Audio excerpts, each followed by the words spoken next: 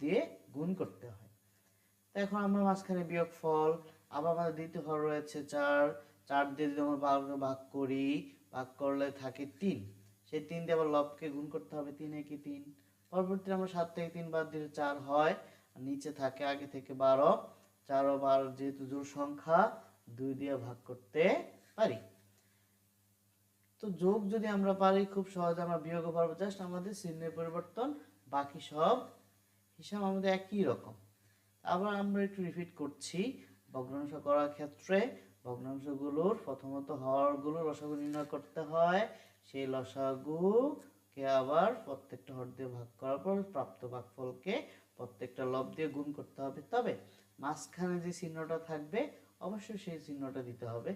একইভাবে আমরা ভগ্নাংশের যোগ এবং বিয়োগ করতে পারি। পরবর্তী ভিডিওতে আবার দেখা হবে। সবাইকে